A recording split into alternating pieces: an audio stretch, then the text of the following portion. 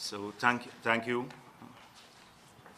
Um, as we speak, we have a mini protest going on before GCOM, and the sole purpose of that protest by APNO and AFC is to violate our Constitution. So may I just once again repeat some basic things. And the reason I'm doing this is not because the people of this country are not aware of these facts, but it seems as though the ministers of this government and the leadership of the two political parties, major political parties in the coalition, still live in the fantasy world that they've been living in for the past several years in government, when they made these outlandish claims that they were delivering a good life for people. And so this divorce from reality, this aloofness, has just translated itself once again into the most outrageous positions taken by senior members of this administration, and also the lack of willingness to treat with the seriousness of the issue before us, which is we're heading to a constitutional crisis. We're heading to an unconstitutional, illegal government in a very short time from now, which will have serious implications not only for domestic progress, but also for international relations. And so let me just repeat a few things here for their edification. Contrary to what Vulcan has said in a statement recently that he issued, the Speaker has ruled on the matter twice. Vulcan issued a statement just a few days ago and claimed in that statement that the Speaker did not really rule on this matter, that the Speaker is awaiting the court to rule on this matter. Now, what this Speaker said, clearly, I will be guided by the position of the court for the future. But the Speaker has ruled twice. The night of the 21st, when he said that 33 members of the National Assembly voted in favor of the motion and 32 against. Therefore, the motion was carried. That was a resolution to that effect was sent out. The Speaker was asked by this government to review his decision. That is to reverse it, to say his ruling was in error. And the Speaker declined to do so. So it meant that he stood by his decision or his ruling, which took place on the night of December 21st, which is that the no confidence motion was validly passed.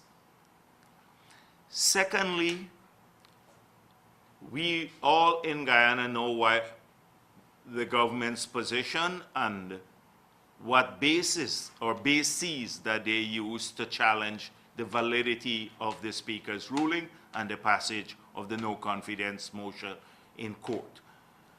But now the Chief Justice has ruled.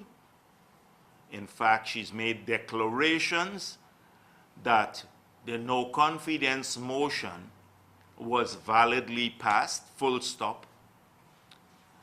Two, she said in her declaration that elections have to be held within the 90 days.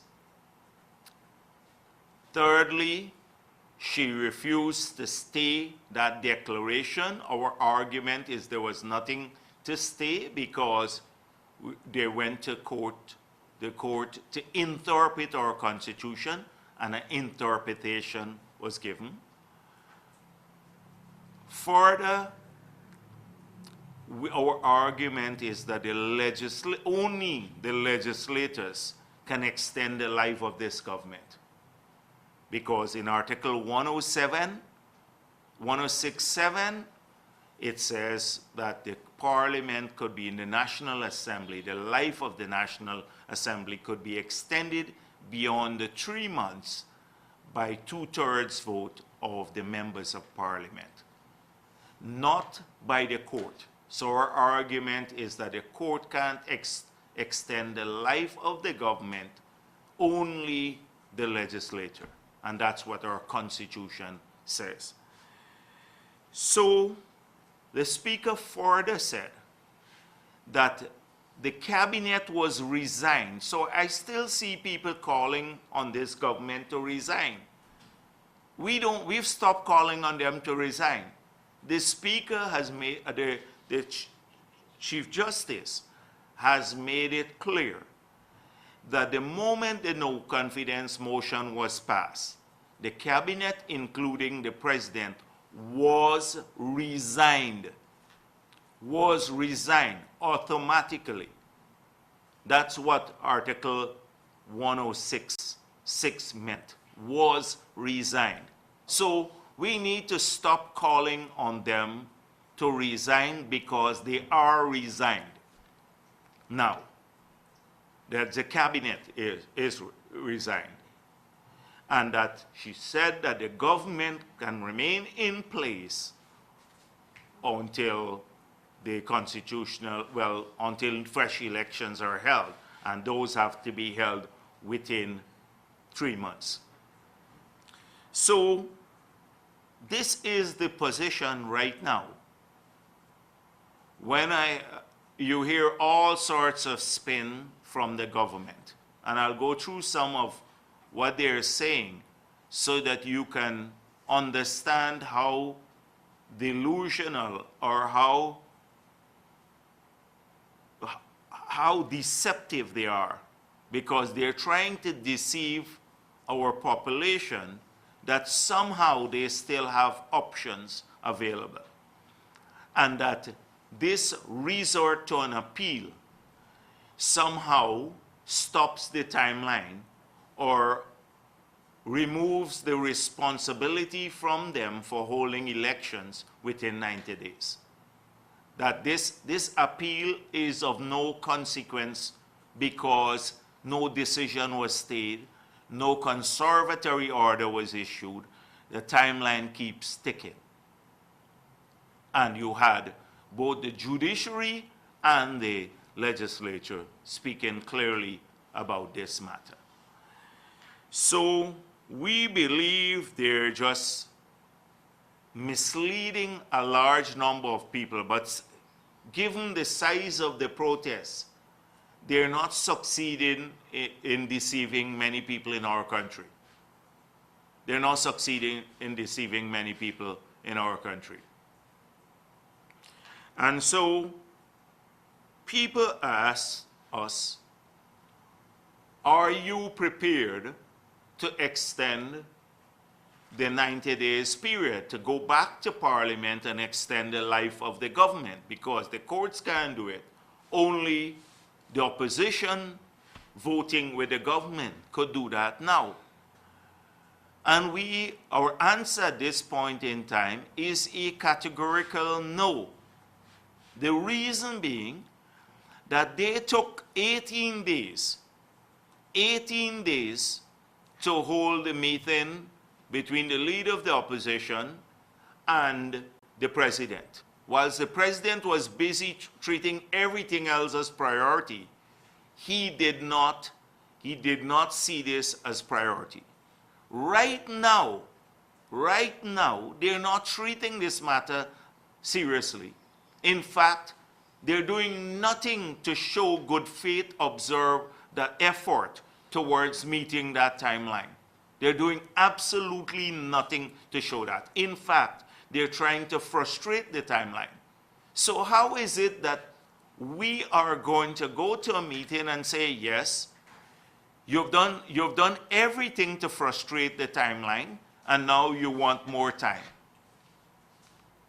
And so we have seen, so I want the country to be clear that we have been extremely reasonable so far. We have treated the whole matter respectfully. We have made several statements. We had a peaceful protest because we don't believe in violence. And we have argued for the upholding of our Constitution. They filed court cases to delay it. We've gone to the court, made our arguments, and we'll continue to do so. But this government is doing everything to frustrate our Constitution and the timeline imposed by the Constitution. And therefore, when the period expires, no one can blame the People's Progressive Party for driving this country into a constitutional crisis. The blame should be placed solely and wholly at the feet of APNU and AFC. So they would be totally responsible for this. So we hope that they would file all the appeals, because I gather the Reed appeal has not been filed as yet, although the transcript of the Chief Justice is available to the lawyers. We will represent ourselves at all of these hearings, but right now they are of no consequence because there is no stopping of the clock. Nothing that happened so far has not stopped the clock. And I don't see how any aspect of our judiciary or any element of our judiciary can do that when the Constitution is so explicit that the power resides only in the legislators to extend the life of this government. And it has to be exercised in a particular manner. That is, 2/3 vote would be needed to do so. So we'll keep at this issue, but they are right now throwing our country into a constitutional crisis. Now, I wanted people to understand, like Volkan's statement, you just read it, and he is, as I said before, in a different world. He's gone back to the Speaker's ruling now to question the Speaker's ruling, what the Speaker meant. And this is a statement from Volkan this very week. We've long gone past that. We now had the Chief Justice ruling on the matter, and he's gone back to what the Speaker really meant. Then President Granger,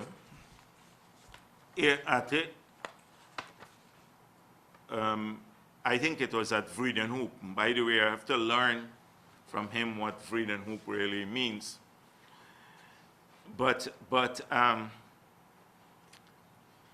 he made some statements. He said there is no such thing as an interim government. We are not asking for an interim government, so let's make that clear. So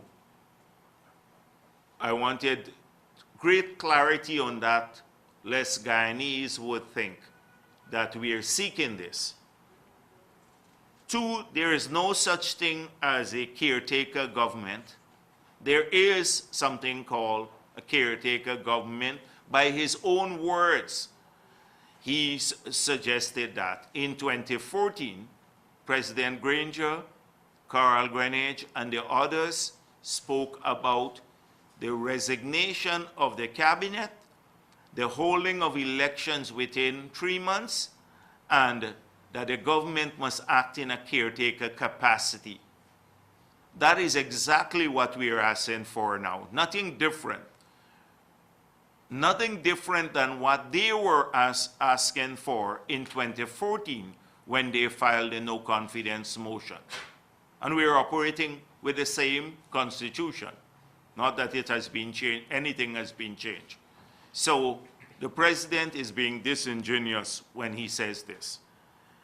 He says, I remain president until the next president is sworn in. And we agree with him on that. That was never disputed. And I'm glad that he, although he is running, he is speaking about the next president, which will be Irfan Ali, is sworn in. So in that, in itself, I think it's a Freudian slip that I remain president until the next president is sworn in. So we're not asking him to go, and I ain't going no way till the next president is sworn in. So we're not asking him to go anywhere until the next president is sworn in. We're asking them to comply with the Constitution. So the president ignores everything else. He ignores the passage of the no confidence vote. He ignores the Speaker's ruling. He ignores what the court has said, that his cabinet was resigned on that night and that they have to act in a particular manner. And they keep making this point about business as usual. And they're arguing, oh, we still need our full 5 years. Although twice before, the PPP had shortened terms in office, and they didn't find that reprehensible. And once before, the PPP had to extend the life of the government to 7 years in 1990 at that time. That was not a travesty. But suddenly, oh, we want our 5 years because one person can change the will of 207,000 people. That's their new argument. Now, there is a provision in our Constitution which speaks of no confidence motions. They were pursuing the same thing in 2014. One vote in a situation where you have 32, 33 makes all the difference. And in any case, the 200,000 who voted for them has been significantly diminished now because of the broken promises. And more than half of these people want to see them out. If we had recall legislation, there would have been recall tomorrow for the government. And they ignore that in local government elections, that people spoke about this, how unpopular they are, etc. So they're still in that dream world about, oh, 207,000, etc., voted for them, and trying that it was somehow undemocratic. There got to be something undemocratic about that. That's what the president said. Well, how it's undemocratic if you pursue the same remedy in 2014, using the same provision in our Constitution? Suddenly it becomes undemocratic when you're on the receiving end, but when you were on the sharing end, then it was democratic. So this represents the mindset not to deal with the reality and the seriousness of the situation. This represents something like, it's when people are hit with bad news and they just can't believe it. They're still shocked. They ignore it totally. And in this case, it would have been good if it was normal. They were ignoring, well, the electricity bill too high, and the shock of that, or the water bill is too high. But they're ignoring this, is ignoring our Constitution, the supreme law of Guyana. That would have been okay with us. And then Nagamootoo goes on. Nagamootoo deals with, listen, this is, he's name dropping. I have to point this out because people take all of the good headlines and then talk nonsense under the headlines. So he writes this article and he says that we show desperation over holding early elections that is not reflected in the genuine concerns of those who came to see us about problems in the rice sector.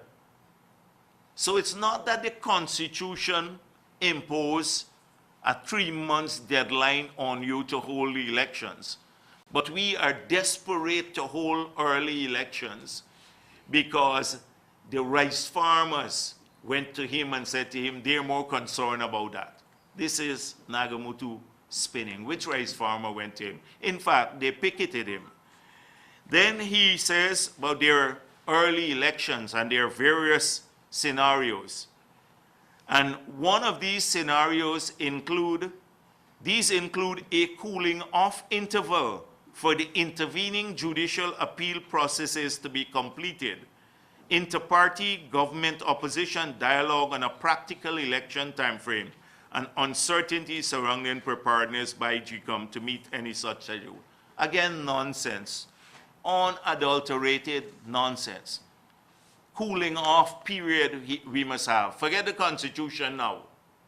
Forget the Constitution. Throw it in the rubbish bin. Now we must have a cooling off period.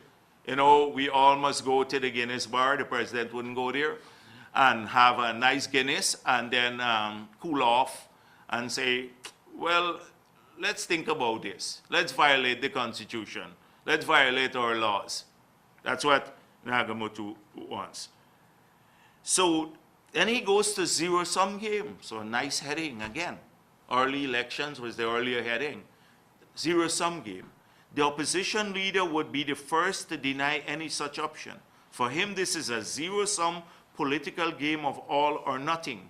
Having set his eyes on the oil bonanza, now they're the ones who tried to steal the 18 million and screwed up the negotiation. 18 million US dollars, hid it away from the country. And we promise that we will criminalize such behavior. He's accusing us of having our eyes on the oil bonanza. He would not settle for advice such that once given by the late Prime Minister of Trinidad, Eric Williams, in another context, that half a loaf is better than nothing. This chap wants to share up the oil money half a loaf between us and half a loaf between them. We don't want half a loaf or any half a loaf. You keep your, they've taken the whole loaf so far for themselves, this tiny cabal, and the rest of the country is there. And that will come out when we investigate them after the government changes. You will see how much of the loaf they've gone with. We don't want no half a loaf. We don't want any loaf. We want this money to go to create jobs for our people, to improve their health care, their education, etc., transparently done. We will criminalize any use of oil money that is not transparent. That's a promise we made here within the first month in office. We don't want, this is not about sharing the perks. That is what they've been doing in office. So he wants to give us half a loaf and we must stay quiet. Keep the elections going, you know? We must stay quiet. Take half a loaf. Right? And so then I can go on. The opposition leader, he says, he told the opposition leader that whatever the outcome of the tabling of the no confidence motion, it would derail any possibility of shared or inclusive governance. How does the no confidence motion, a constitutional remedy, derail something that was never on the rail? That is, he's presupposing that something was on the rail, something was on the track to derail something. There was nothing. In fact, he can't offer anything of that nature. And I said that to President Carter when he called, and I said that to President Granger. That is why we didn't want to engage, have him head the talks, because he has no power to offer anything or to discuss anything of that nature. And the president had said in July or last year that he was prepared to head those discussions themselves. So this is what? This is, but it had a great head, shared governance. So people would think somehow they're proposing this. Great. And then one on statesmanship. The next headline is statesmanship. So if you look at the headlines, early elections, zero-sum game, shared governance, statesmanship. It's capturing all the buzzwords, but talking nonsense, writing a pure garbage below these sublime headlines. Pure garbage below these. And I just had to deal with that. So we now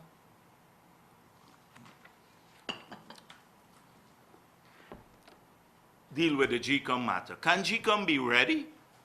And the answer is yes.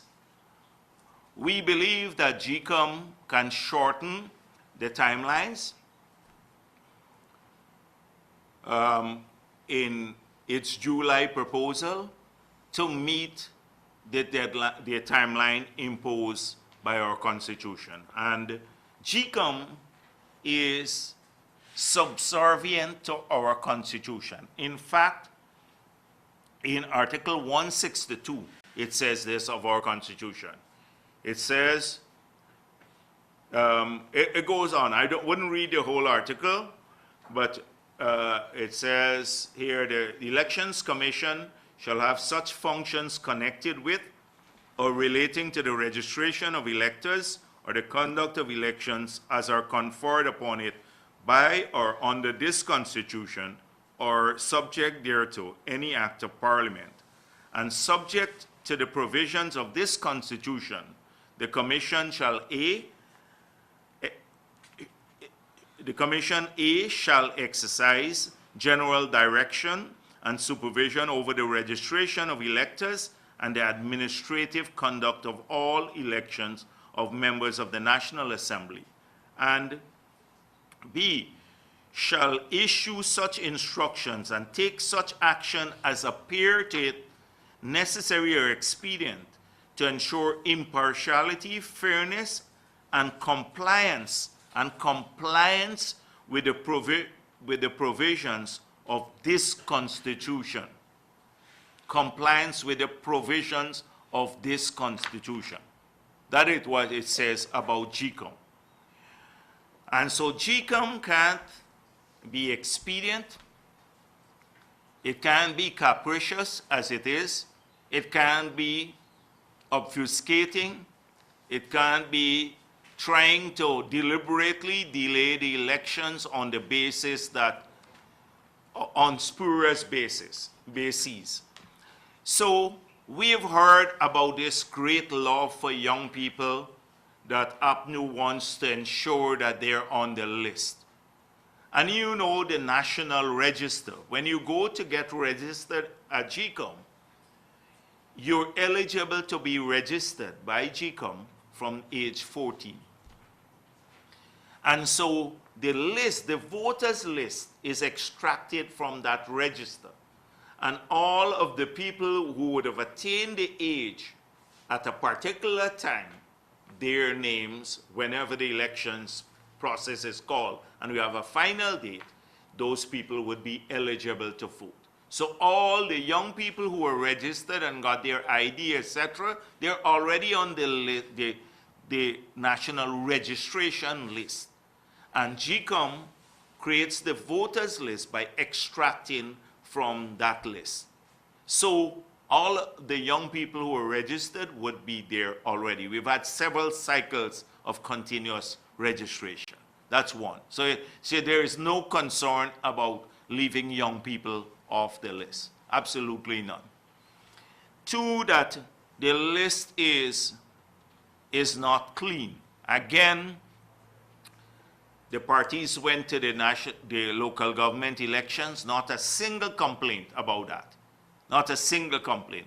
Lowenfield said the list is clean. Now I see him saying something else like, if you have one person on the list, I think sarcastically he was saying, one person died in the intervening period, then how do you define cleanliness? So the key thing is that even if you have people say a person is on the list and has migrated now, okay? That person physically will not be here to vote. If you have strong controls at the polling place, once the presiding officer is there and the polling agents from all the parties, including APNU, is in the polling place, how could someone else vote that is not eligible to vote? And if they have their fingers stained with the ink and every party can see the person's picture ID when they come in, all the parties in the polling place, and the presiding officer doesn't allow that. Only what APNU did in the past was to raid some of the polling places. That's where it happened, and we know where it happened. So if they commit not to do that, we can have free and fair elections easily, because you strengthen the machinery of GCOM, the staff there and the observers. Let's have thousands of observers come in and stay in each polling place to see only the people who are real vote, whether or that no person who might have died can vote. Because you'd always have people on the list who may have, by the time, even if you go to another round of registration, by the time you're done, some people will die too, or some will migrate. So this is pure nonsense. It is to delay the holding of elections, and it's coming from the commissioners, Vincent Alexander and the others. Vincent Alexander has been chairman of a body that is receiving large sums of money from this government, and that have not accounted for the money because it has not helped ordinary Afro-Guyanese. It is called some decade of, I don't remember it. International Decade of Right. They got 68 million last year, and they got 100 million in this year's budget. 168 million. And what have they done for ordinary people on the ground? You should see when they had one of their meetings, even Eric Phillips and the others, you had a big uproar about their spending. It's in the newspapers. I can send you the article. Because they were hiring each other, renting places. They rented a place from another commissioner at GCOM, using that money there. Not spending it on ordinary people, not the farmers, the Afro-Guyanese farmers who were suffering, or ordinary people, but a cabal. $168 million they've received in 2 years. Vincent Alexander chairs that committee. So if any question about his partiality comes up, he is getting money from the government. That's a big beneficiary of a large sum of money. So he is part of the cabal that wants to delay the elections too. Part of that cabal. And the ordinary Afro-Guyanese can't see a cent of the money, can't see a single cent of it. And so my point is that what we're seeing here is clearly an attempt to delay the elections. It can be done. The list is valid if they accelerate the timelines for procurement and training. We just came out of local government elections. Thousands of people were trained. I think maybe 7,000 or 17,000, I don't know the number. They can easily enhance the training of those people, and we can have elections ready. But clearly, this government wants to delay elections, and we have a lot of people in the commission to help too. But they are going to be in violation of the Constitution. The third thing is that I want to address is meeting with the ERC. So we've been calling on the ERC to take more strident positions. In fact, to seek prosecution of people who are engaged in stirring up racism and polarizing our people. We have been calling on the ERC to do this, not just a recent call, but I've done this several times using this podium at this press conference. So the ERC met with me because I could not attend the launch of their Harmony program at that time. We were discussing our presidential candidate. So Bishop Edgehill represented me there. They wanted to present some material to me, which I promised to use a racial harmony campaign. And I urge all Guyanese to look at the material, to visit their website, the ERC's website, and to promote what they're doing, which is greater harmony among our people. They have some really nice posters, and they have one about the 24 functions of the ERC, etc. I do hope that all Guyanese will go to that website. So I promised them that I will use every opportunity I have to send out the message to that effect. But then I also said to them, all their work on racial harmony and this campaign that they have could be undone by wild people. And you have a lot of them out there in the public space. So, Chronicle for one, we mentioned in state newspaper, how the state newspaper is being used to stir up hatred among people, being used as character assassination, etc. Character assassination and stirring up hostilities among people, and on a consistent basis. You know, occasionally the editor may have a lapse and one or two articles will get in that they may later regret. But this is not part of that occasional lapse in judgment or something of that nature. This is a consistent assault on people and characters, and also promoting disharmony among our people, repeating the claims, the rumors, like the PBP killed 400 young Afro-Guyanese. These rumors, repeating these outlandish rumors in the state newspaper, which they know is not true because it has been disproved 100 times before, and we've made it clear if the president thought it a priority, he would have acceded to our request and hold a commission of inquiry about those deaths, which he didn't do. He held commissions of inquiry about everything else. So we mentioned the state paper.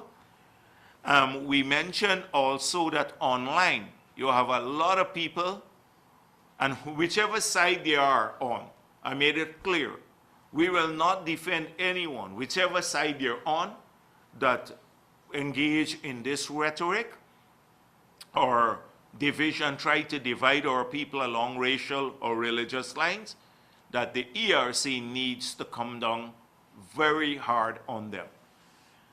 Thirdly, we mentioned that there are people abroad, and it seems as though the ones abroad are the vilest ones. I've seen some of these people. They can make all sorts of claims, including from Rickford Burke, designed to create disharmony. They don't live here. They don't live here. They live in another country. We who live here, they want to stir up issues among our people who live here. And there must be something illegal about this abroad. So I would urge people to any website or any page, Facebook page that you see doing this, creating disharmony and fake news, report it to Facebook. And those people who are, and I urge all Guyanese who are looking at this press conference to do that. And in the countries where you have people who are outrageous, some of them are from Canada and quite a few from the US, that they should report them. There must be some law in those countries that they are breaking too for stirring up racial animosity in another country. To report them there, report them to their workplaces too. so that people know what they are doing. We cannot tolerate this any longer in Guyana. Our future depends on it, our people working together. And so we made it clear, and here too, the Racial Hostility Act, the Representation of the People's Amendment Act, all of these acts may be now in breach. You can take criminal action against them. So the ERC just said that they're putting in their monitoring system once again, and it will be up and running shortly, that they have hired they're in the process of hiring investigators, and that they will pursue tougher action against people. But this is not only for the ERC.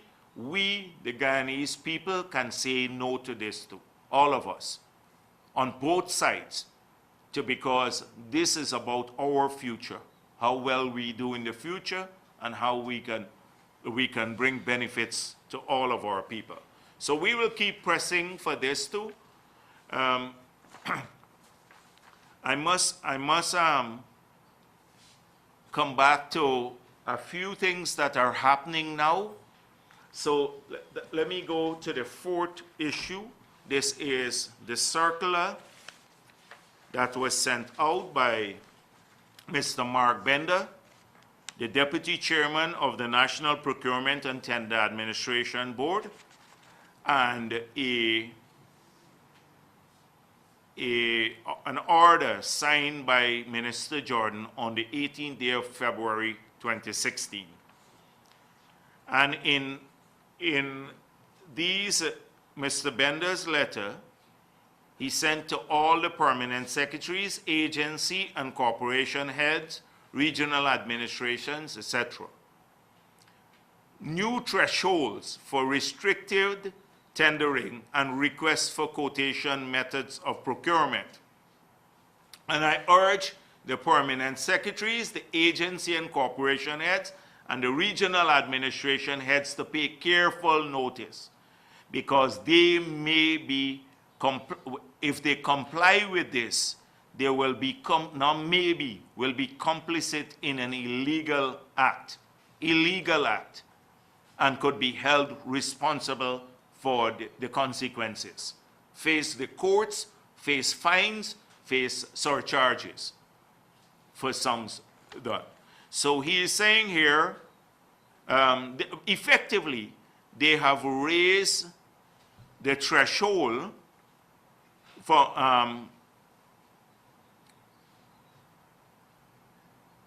in several cases. I didn't want to read all of it, but it's better if I just read it to you so people know.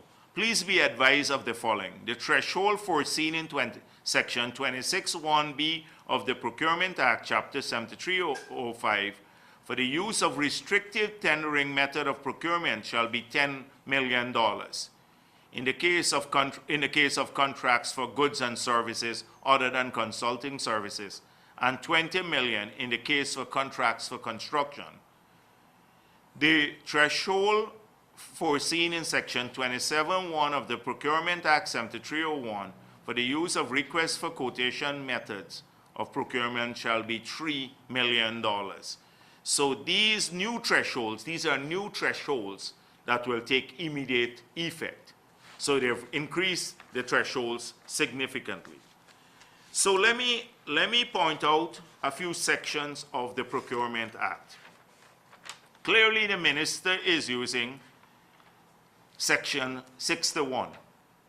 So he actually says that, Section 61. The minister shall, with the advice of the National Board for the Procurement Commission or the Procurement Commission, National Board or the Procurement Commission, make any regulation that may be necessary for the administration of this act.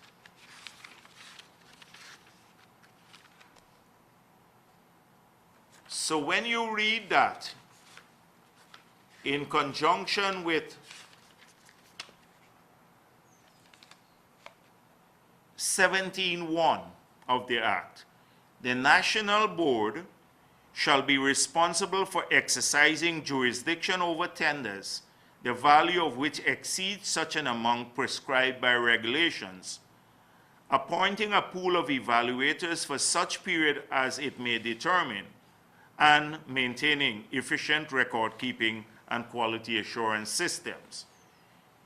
2, in addition, pending the establishment of the Public Procurement Commission, the National Board shall be responsible for, and then it goes on to list. So clearly, this here are meant when the National Procurement Commission was not in, the PPC was not in place. So we then go to, which is quite explicit, 54(1). And this is the only section of the law that speaks specifically to thresholds. It doesn't, unlike the other sections that talk about general regulations. So we have established, first of all, that the board or the procurement commission in this act could have advised the minister to make regulations. That the next, another section says they can do so pending the establishment of the PPC, because this act was passed before the establishment of the PPC. But here is what in 54(1) it says. The cabinet shall have the right to review all procurements, the value of which exceeds 15 million Guyana dollars. The cabinet shall conduct its review on the basis of a streamlined tender evaluation report to be adopted by the authority mentioned in section 17(2).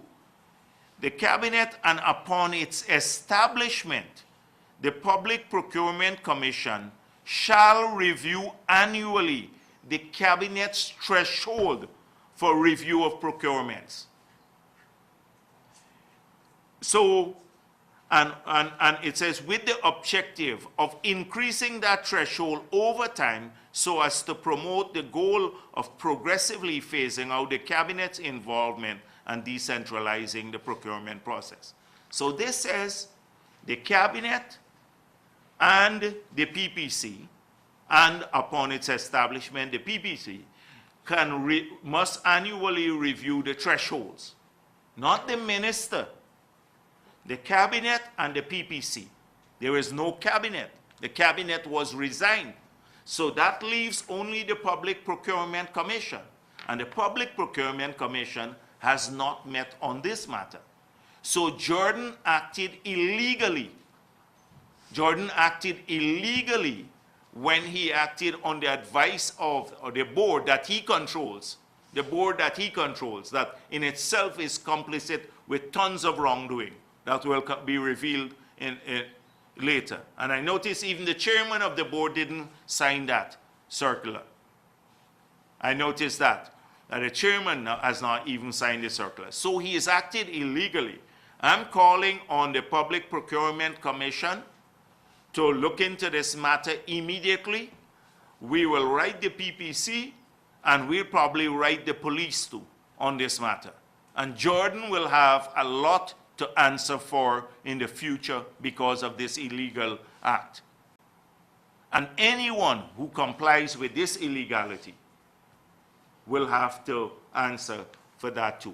And this takes us back to these thresholds that now Patterson and the others would have a field day. Patterson and many of the ministers, because they have now given the ministers the right to review.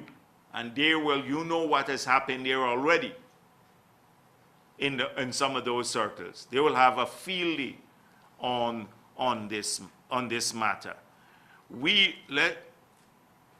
I want the public officers to also note that the contracts that were reviewed by the cabinet and passed by the cabinet after the December 21st, based on the Chief Justice's ruling, that all of those were illegally done, and that they must not take any action to pursue them further. The Secretary Treasury must know this, the Accountant General should know this, the Office of the Budget should know this, The people who are doing all the disbursements, the accounting officers across the country, must now act in compliance with the law of Guyana and the ruling of the Chief Justice. To do so, you can't claim that you didn't know in the future. Cannot claim that you didn't know, because it's quite clear, we're making it known to everyone about this issue. So you would think that that's the only place that a lot of things are happening. So do you know, I heard that Mr. Compton Reed, one of the persons who filed the case, he got 100 acres processed in the past week for him at Ybor Caracas in Berbice, lease for that area. You can check it. Now, that brings me to the question of who paid also. Mr.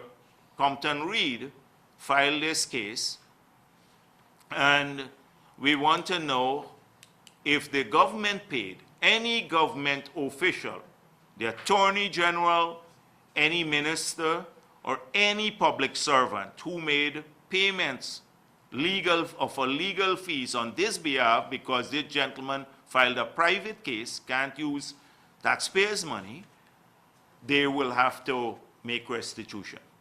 They'll have to make restitution for all of that, all of the money expended on this case. But in addition to that, got 100 acres, Eric Phillips, 3,000 acres. There is madness going on now at Lands and Survey. Total. If you look at it, and on all of those would be reviewed. Even land at Lilendal and all those places, huge leases are being given out.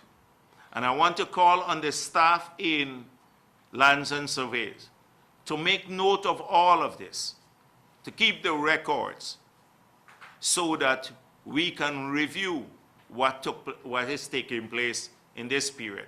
Whilst they're saying they don't want elections, there is a big grab by the top leadership of these parties to garner as much resources as they can in this period before they depart. And all of this sham about going out and talking to ordinary people, don't worry about the application for house lot. You're not going to get it. That's just to get you to vote once again, and then after the elections, if heaven forbids, if they win, you never get anything. They'll go back to the same old APNU. What will change? You have Geringer as president, either Nagamutu or Ramjatan as prime minister, the same Arman and Trotman and Patterson and Cathy Hughes. What will change? The same aloofness? The only thing that changed their behavior on the ground is the no confidence motion. They're on the back foot. So Cathy Hughes goes to Linden and says, we're opening by the end of 2019. You notice they put it down a little line, so you better vote for us, because you're going to get 200 jobs at a call center that we built, that they closed weeks after coming to office, that had 88 persons from Linden earning a living, that lost their living under this government when they closed the call center. So they want to open it again. Trotman goes to Linden and says, a mining school by the end of the year. A mining school, Region 10, in mining school. So another promise by the end of the year. Dominic Gaskin, you can apply for lands for business. By the end of the year, we'll process it. So that is. Harman goes to hand over a bus and inaugurate street lights in Blueberry Hill. Now, that is what the suddenly newfound love for these communities that they have neglected. And it's all fake. It's fake. I've spoken about the newfound love for DJs and everybody else. And Jordan goes to tell the farmers at Buxton, agriculture has money. He didn't know that when he was putting the taxes on the inputs into agriculture, pesticides and fertilizer, and he didn't know that when he was putting the value-added tax on machinery and equipment, or when this government raised the land charges for farmers, the rental charges from 3,005 to 15,000. And commercial property has gone from, in this year, from 25 to 220,000 per acre for commercial property. I couldn't believe it. The percentages are beyond my calculator to even do. He didn't know that then. And he met with the local manufacturers in the East Bank. And he said manufacturing is a priority. But in the last budget, he confirmed that he is taxed exports now, manufacturing exports. They're no longer VAT-free. And this is it. And he told the contractors, he then met with the contractors and said you would have a level playing field. Look at the level of corruption that they've had in the contracting sector. They've breached every single law since this government took place. They've restored the cabinet to the center of contracting things. So these are all, again, they're slashing fuel prices now. Can you see this government making a big statement? How long have we been calling for that? The adjustment of the taxes to ensure that the fuel prices at the pump remain lower. And so these are just some of the issues. We notice GRA boasting how much taxes it collected. That's taxes from us, nearly 200 billion. That's harassment of us. That's money from our pockets. You don't boast about how much taxes you collect or how much you spend, as this government is doing. You ask, do we have more jobs today? But we have less jobs today, at least 30,000 less than when you took office.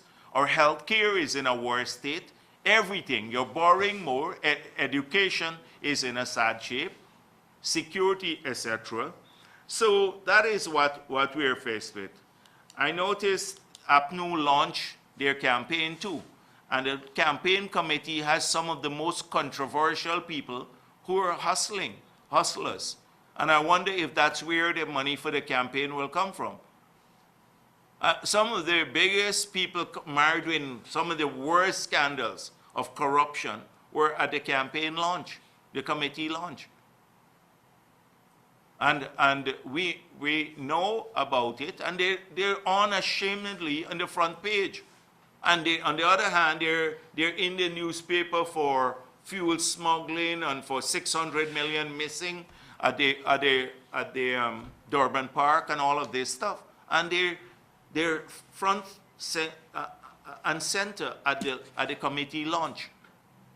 That is it. Had it been the PPP, had we had a single man who was facing massive allegations of fraud charges and all of that now, and not just that, but real cases where they were fined for illegal fuel, etc. Oh, that would have been the headline. It hasn't even made the news here in Guyana. But I wouldn't say anything more now. I just think once again, we're just drifting. There's no policy making. You have the ministers going out on the ground, abusing resources. I just want to see a Demerara Waves article. I just want to say to Dennis that he was comparing, Dennis might be here, Dennis is here. Oh, Dennis, you can't compare the going into Red House compound with, because I just walk in there with some people and stand up outside and talk to people on the Red House yard. Compare that with Nagamutu spending nearly $5 million on a trip into the hinterland, and ministers every single day chartering aircrafts to go out on public money, to go out to go and do a lot of campaigning work all day long out there. So that one, yes, you know, Red House is there, we walk in the yard, we stand up outside. But there is no parity in the two. That's all I'm saying. The parity is, remember I said that any incumbent would have some advantages, any incumbent, but it's the obscenity that we're concerned about. The business as usual, spending as usual, the partying as usual, the travel as usual, the extravagance as usual, and using money for political purposes, large sums of money. That is what our concern was. Right. Thank you. Mr. Jagdeo, Yeah, yeah, so, yeah. in your opening statement, you made it very clear that at this point in time, you will be categorical no as regards agreeing to the extension of the 90-day period.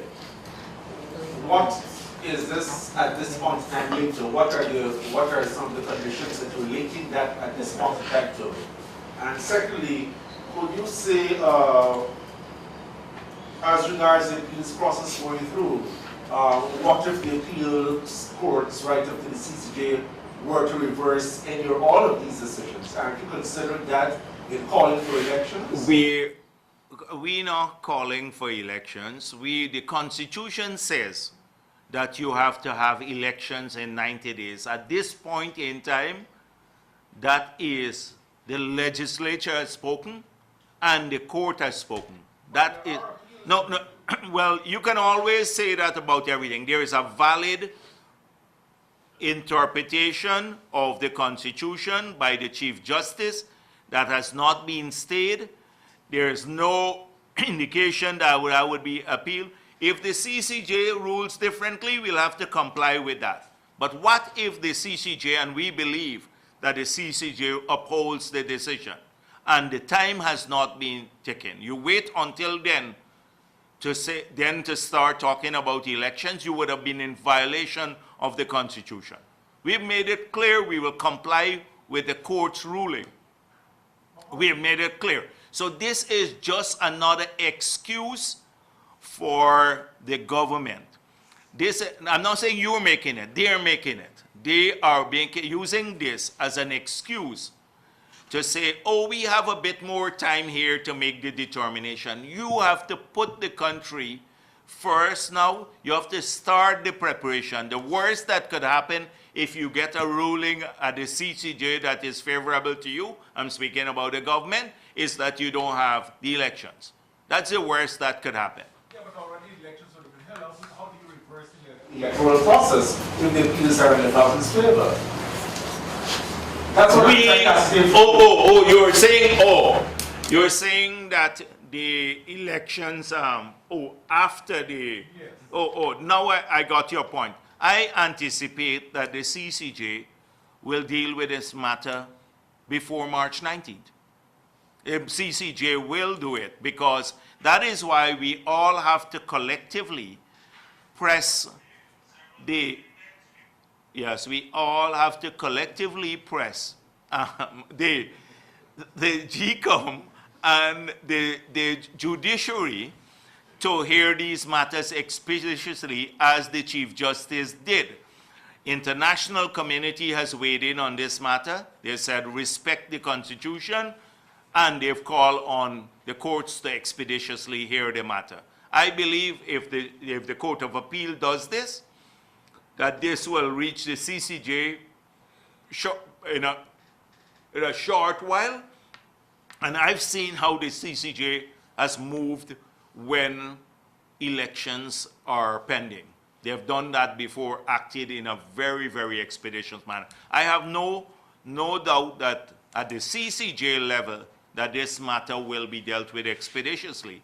I do have some concern about them trying to delay past that date by not filing this appeal, the Reed appeal, or early. And that is why we have to press them. But then they will be responsible again for that timeline, for delaying it. Are we leaving the door open to possibly agree to an extension of because that's what I said. If I saw good faith movement on their part, right now they're ignoring everything. They're acting. You heard the president's statement. You hear Amnali. Bulkan has gone back to questioning what the speaker actually said. Does this look like a sane? Well, I shouldn't say that. I should, some people who have any design to respect anything in our Constitution, they just want to cling on to power so they can continue handing out leases and give out contracts and fill their pockets now. until the elections are held. They know the writing on the wall. Find out from GRA how many persons have applied from the government to use up their duty-free concessions now, because they're making exit plans already. And this is enough delay to do some of those things. Mr. Jackie, moving on from here on, what would you consider to be good faith? The president saying we are going to start the preparations for elections. Tell his commissioners, the commissioners that represent the government, stop delaying the GCOM from moving forward.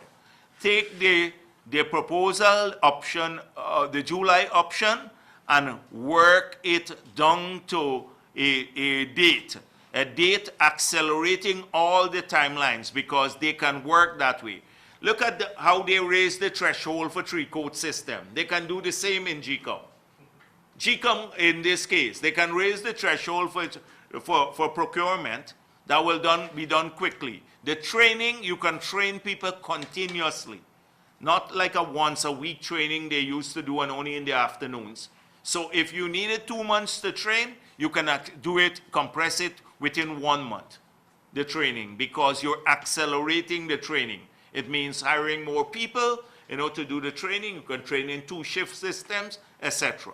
If they were doing that, if they're saying there is a genuine effort to meet the constitutional deadline, then it would be unreasonable for us to say, all right, you miss it by a week or 2 weeks, then the elections, that we'll make a big issue of it. But there is none of that now. Nothing on the side. In fact, they're actively encouraging the breach of our Constitution. Mr. Jagdeo, Yes. what happens if there's no elections by the 19th and you don't have the extensions? What is the scenario for the country? Who takes the role of governing or being in place? Is it the judiciary, the military? Who? The government becomes illegal. The government becomes illegal. And so that will have serious consequences for all Guyana.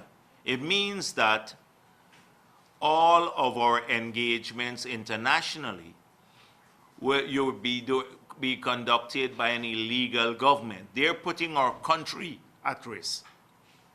All of our international engagements and unconstitutional, illegal government. I'm sure the international community would have a lot to say about that too. Here in Guyana, we will treat them as an illegal government. There'll be no parliament, maybe no parliament. We're not gonna, anything done by any minister within that period will be investigated. We made it clear that in this period, we're still gonna do that, but we made it even further that after March, because they still have up to March 19th when the government still remains within the constitutional zone. Right. Now, it depends on how you calculate, but I'm not gonna quibble about 1 day.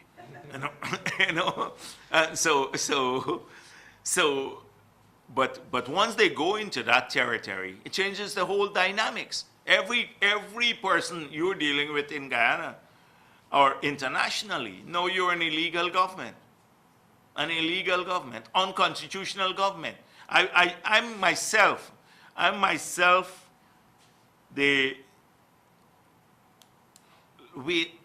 not waiting, but seeing how they will operate with this bravado and the usual thing, and that will have consequences for several laws. So I don't want to tell you too much now, but there would be, you're not going to have the PPP staging a coup or anything like that, or resorting to violence. We're not a violent party, but we can be very forceful in our argumentations and protests. But what I'm asking you, who then controls what? Is it going to be the illegal government at that time will continue to work or continue to be in office? Who knows? We might have to get the permanent secretaries to run the place. Might have to. I'm being facetious, but we'll define all of that when the time Is comes. there a role for the chancellor in such a situation? Exactly. We will, all of that will be defined. But the former president, he must hold the option. No, and we will define that at that time. At that time, the 31st. Yeah. You said the good faith measures, but have you seen any indication? I mean, the president is out at this time. Do you think yourself, I asked you this in the last press conference, do you consider a chance of meeting before now on the March deadline? I don't see, the president has no interest in meeting, and at this point in time, I have absolutely no interest in meeting with him too. What are we going to meet to discuss? What are we going to meet? He keeps ignoring all that there no confidence was passed, and that it's not business as usual. His entire government goes out to argue that it's business as usual. How do you break through that mindset?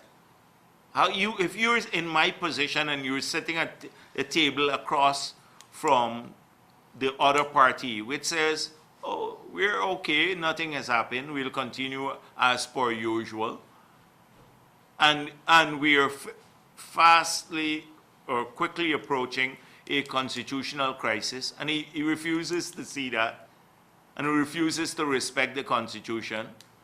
Now, how do you break through that mindset?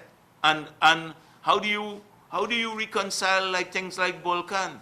He's gone back now to the Speaker's ruling. How do you deal with people like this? You know, it's not rational.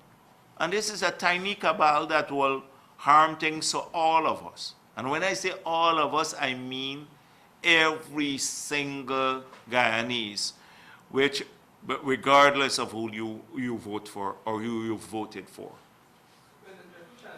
The United Nations representative, Nakiko Tanaka, has asked the government to respect the Constitution.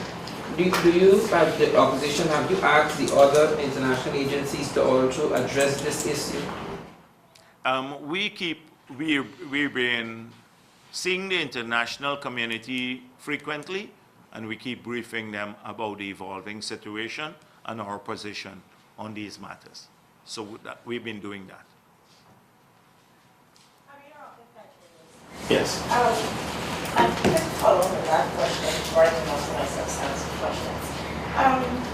Do you think it's a reached stage as yet where you might need to ask the various sections of the international community to issue statements calling on the government to, act in accordance with the Constitution? Well, I think that must come through their own internal processes, but we've been briefing them. And we're very pleased, pleased that the UN has issued a statement, and the European Union has issued a statement. And I suspect you will have more statements in the future, and they will get even more intense as we approach the period, the constitutional deadline.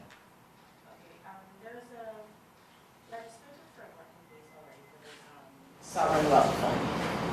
If there's a peace government, are you likely to keep this framework, or would you want to move away from what is already in place? No.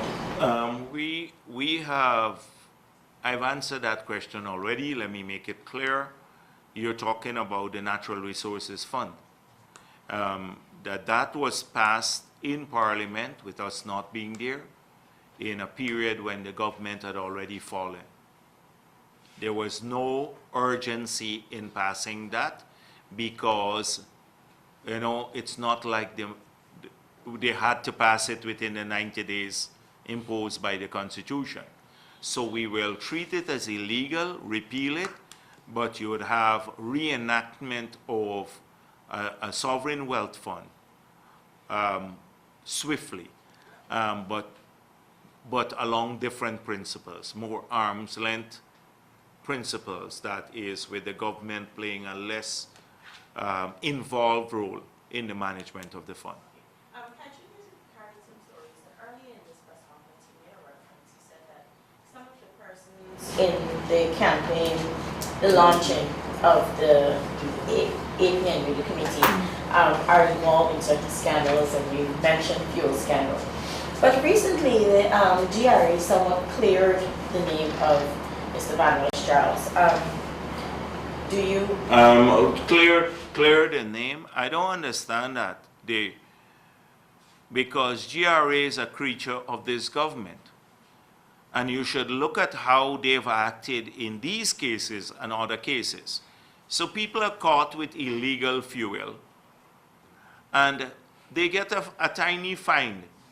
If you're caught with illegal fuel, you often have to pay a fine of triple the duty paid value, and you get your vessel and everything else seized. Here, you know, it's like open season. So the worst you could do, there is no deterrent. If I get caught, I'll pop over to GRA and I'll work out a nice deal, and I can even pay the fine and still make a healthy sum of money. And make a good sum of money. It is how they treat it, the parity in the treatment.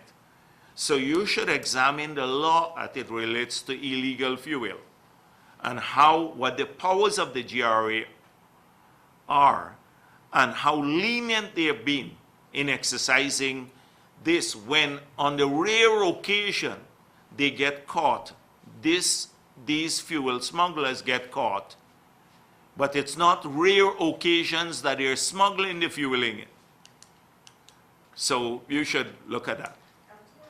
Yeah, sure. We had recently made some publications concerning American Airlines. It was noted that ExxonMobil expats, they usually go home to America every 28 days or so on rotation. Yes. The fare for American Airlines, which is the airline you're using, is in some case 5, 6, 7 times the amount of other airlines. This would be included. It's that much. Yes, this would be included in cost oil. No, let me make it clear that every single cent that the government of Guyana has to pay for, which is true cost oil, because we are sharing 50% of the cost, that those services must be competitively procured. That's a principle that we will follow.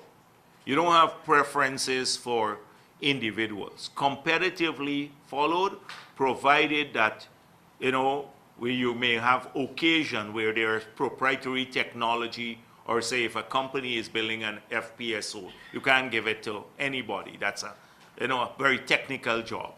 But I don't think, like airlines, etc., that's very technical to move people from one destination to another. Those services must be competitively procured. Okay, staying on oil, local businessmen are being concerned about the absence of what they refer to as real local content in Guyana during this period. Some have said that the government has not done enough to ensure that there's benefits for the local businessmen. Another issue recently highlighted would have been the chance that Guyana lost on having a rental industry, because there's been provision for so many foreign people to buy up lands in Guyana. How would the PPP deal with this? It's a whole range. I said to you, I want to unveil, we'd probably talk a bit about this a little bit later, because we have our manifesto meeting. We tried to get the convention center. They knocked us out from there for our one-day discussion. So we're finding another venue now to host the discussion on the framework for national development. Now we have a lot of ideas somewhere in our last manifesto that we didn't get to implement because we're not in government. And we have a lot of new ideas, and people are writing to us, and we'll have a one-day discussion. But I don't want to be piecemeal. I would prefer, because we have already been talking to people about how can we translate local content or the obligation of ExxonMobil and the other oil companies to push local content? How can we translate opportunities that may seem to exist on paper into real opportunity and cash and business for our people and jobs for our people? And we have several ideas, practical ideas, that I may want at some point in time to talk about, but I don't want to do it at this point in time. Kamal King, Kaiser News. You had raised a contention about state resources being used to campaign. At the FC's press conference yesterday, Marlon Williams talked about, he responded to a question about the coalition's rally being covered by DPI. And they had said that PPP's rally was also covered by DPI. So how do you think that DPI should treat with... Is that so? Yes. So how do you think that the DPI should treat with parties' rallies, and does it create an uneven playing I think, field? why don't, if there's a government agency, let the parties let them do their own coverage. That's one. But if the DPI state resources, the DPI may cover something from our side, but it's not the coverage, it's the content. They'll cover it from a negative perspective versus the government's rallies or meetings from a positive perspective. So they demonstrate a bias in the matter. So I saw them photoshopping the placard. This is coming from the AFC. Photoshopping the placard that Irfan Ali had, on the Constitution, misspelling the word Constitution, etc. So this is coming directly from the AFC camp. That is, and some of the people, that same guy who is doing it, is pushing out some of this, some Williams or something, he is a beneficiary of several government contracts, he and his family, etc. It's a big corrupt cabal there. The AFC cabal is a big corrupt cabal that has squatted on DPI, and they're spreading themselves, gorging on everything there, all the state resources, and using it for party propaganda. I see Ramjatan is on the receiving end of it too, because Nagamotu, he wants the post of Prime Minister, and Ramjatan wants it too, so they have a little battle there. But this DPI has lost every credibility, and we're gonna look where the money is being spent to. I've seen some bills where ministers now, or not to say ministers, members of the former cabinet, because there's no longer a cabinet, sending their laundry to the Marriott. And we now have, the taxpayers have to pay their laundry bill for Marriott. Long bills coming up there, long sets of things. So they can't wash their clothes at home anymore, as to go to the Marriott, and we are paying for it. And that bunch that's what they're doing. You said that the government would be illegal after the March 19th deadline. That is, if the government is still in place at that time, what legal recourse or action should be taken, or what would a PPP government do to ensure that persons who commit such illegalities are brought to justice? First of all, impartial investigation, not the Sitlinton type investigation. And by the way, I saw news source saying right when the man was fired, Sitlinton was fired, that government fired him. And then I saw the big conspiracy theory that he was so close to the PPP that that's why the government could not get any investigations done there. That's why the government fired him. So it just shows what's going on, the fake news. So the news source says government fires Sitlinton. The following 2 hours later, the government had to fire him because he was in bed with the PPP, was not finding corrupt acts. But the reality is that Sitlinton was in bed with Ramjatan and the others. The reality is that the British fired him, not the government of Guyana. And so impartial investigations, not politically determined investigations. You're not going to hear somebody say, go after X person. You'd say, here are some of the allegations we have, treat them seriously, have impartial investigation. And wherever the prosecutions or the investigations end up, you'll have to take action. But there are a couple of things that we will pursue as a government. Tracing people's assets abroad. We'll hire a firm to do that on both sides. That's clear. We made it clear we had passed a law criminalizing non-release of information in the oil and gas sector. And when, and people, if we find that there are assets abroad that people can't answer for, any side, on any side, they'd have to face the music. They'd have to face the music. Quick response from you on some statements regarding, made by the PPP. Do you think that they might be feeling any uncertainty in the country and maybe helping those with ulterior motives to say they stabilize these education institutions and so on, the bankrupts and so on? What's your thought? Oh, but APNU as a whole, I made it clear.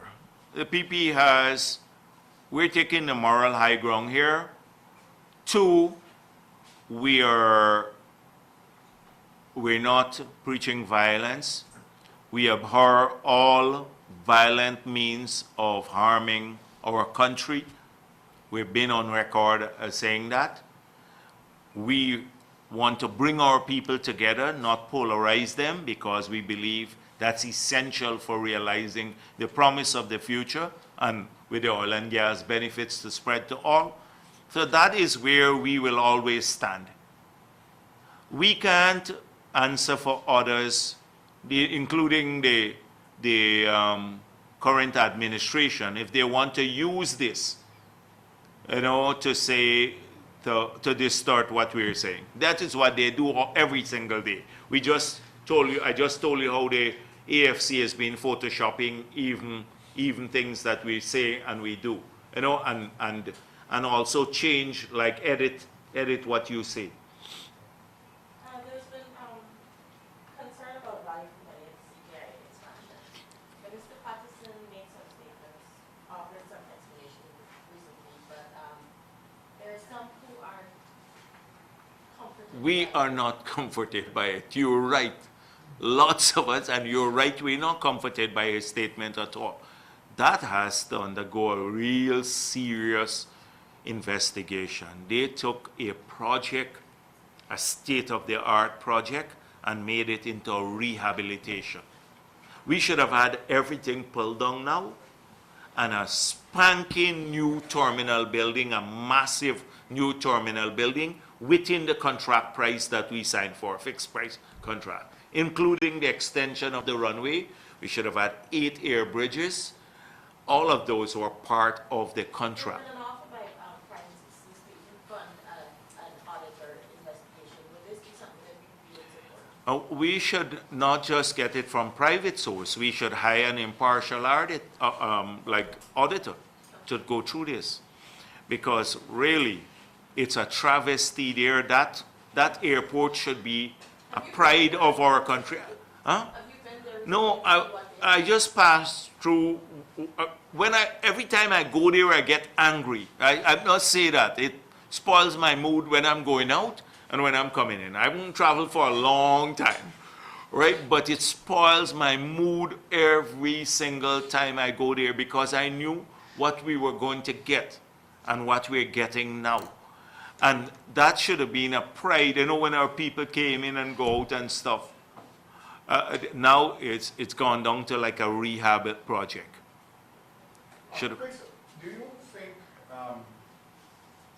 theoretically, if you go ahead with the elections, if there's a call by DCOM saying we need more money, would we be supposed to? We made that clear right at the beginning, but the budget that they presented is they already have the money to do that, the elections. But we said that would have been a legitimate reason for Parliament to reconvene, and we would have attended, because it's consistent with Article 1067. Thank you.